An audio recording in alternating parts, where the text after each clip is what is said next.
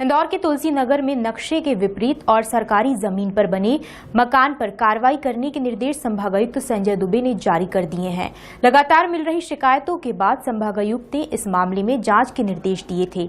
जांच रिपोर्ट आने के बाद संभागायुक्त ने ये निर्देश दिए।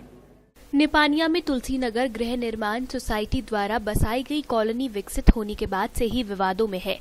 इस कॉलोनी में नक्शे के विपरीत निर्माण होने के साथ ही नजूल की सरकारी जमीन पर अवैध कब्जे की भी शिकायतें सामने आई थी।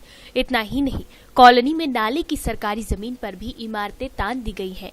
इन सभी फर्जीवाड़ी की शिकायत कलेक्टर कार्यालय में की गई थी, लेकिन कोई कार्रवाई नहीं की गई। इसके बाद शिकायतकर्ता ने जब संभागायुक्त संजय दुबे से इसकी शिकायत की थी, इस मामले में संभागायुक्त ने अधिकारियों को जांच के निर्देश दिए थे। जांच रिपोर्ट आने के बाद संभागायुक्त ने शनिवार को अधिकारियों की बैठक बुलाई। रिपोर्ट में अनियमितताएं पाए जाने पर संभागायुक्त ने सभी विभागों को अगले 10 दिनों में नियमों के तहत वैधानिक कार्रवाई करने के निर्देश जारी किए।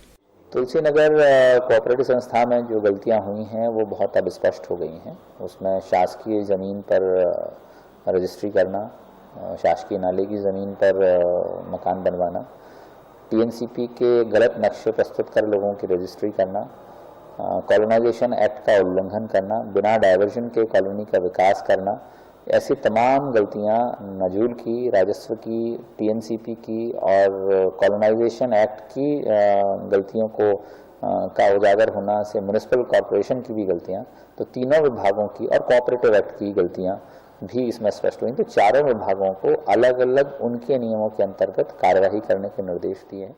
संभागायुक्त ने कहा कि दोषी लोगों के खिलाफ आपराधिक प्रकरण भी दर्ज कराए जा सकते हैं, जिसमें सरकारी विभागों के अधिकारियों के साथ ही सोसाइटी के पदाधिकारी शामिल हैं।